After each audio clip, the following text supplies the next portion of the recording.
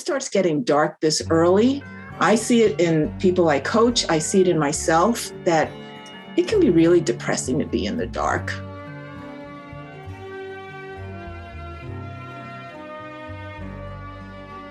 Seasonal Affective Disorder, or SAD, is a severe psychiatric condition. The medical community now recognizes SAD as a subtype of clinical depression.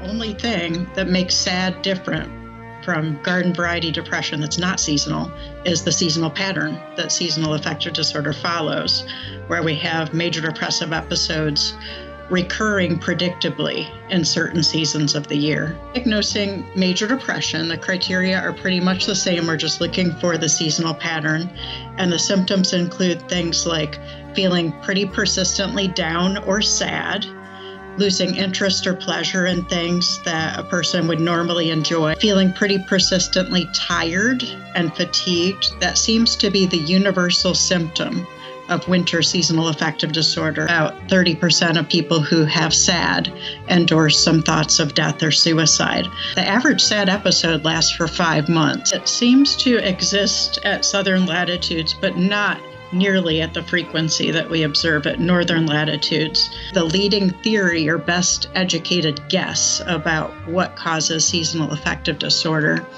is the hypothesis that it's a slow-running biological clock in response to the later dawns that occur, specifically during the winter months. Every epidemiological study that's ever been conducted specifically on seasonal affective disorder has found overwhelmingly more cases amongst women than men.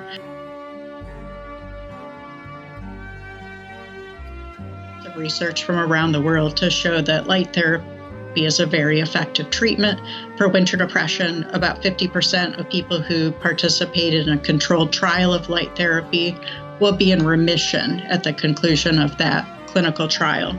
And the other first-line treatment previous to my research is antidepressant medication.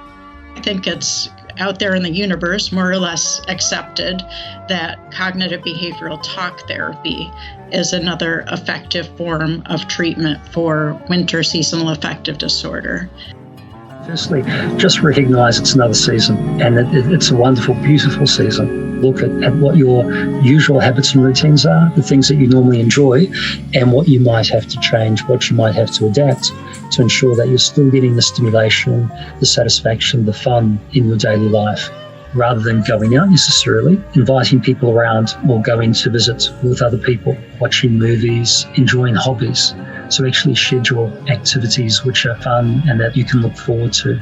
Be mindful about your sleep habits, your nutrition habits, all the things which you know will affect your well-being.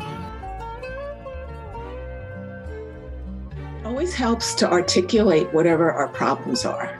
The first thing is just to recognize that there's something going on. Primary is to talk, have that conversation.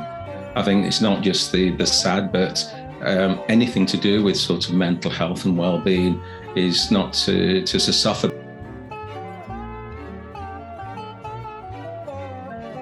It's really clinical. People need to get help.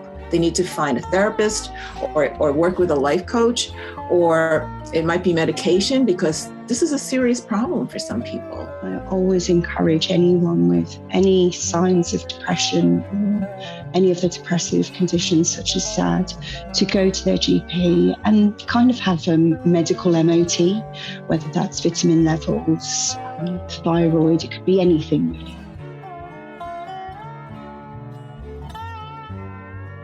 Practice, when I see clients that are presenting with seasonal affective disorder, I utilise hypnosis. It's a wonderful tool to have because we're dealing with the unconscious mind.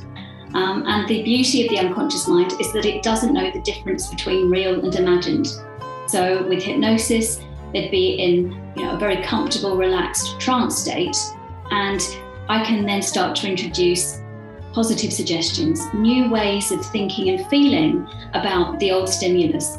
So they can start to look at the autumn months, not in a sense of dread and doom and endings, but actually begin to almost embrace them and enjoy the seasons and enjoy the change and almost anticipate new beginnings and see it as a time of calm and stillness. Talking therapies, medication, mindfulness, exercise, these are all things that we can do.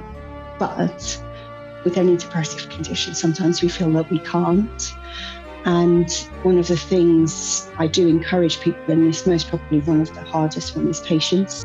Allowing that almost self-care or self-compassion to say this is a disorder that is physically affecting me, and it's okay not to be okay.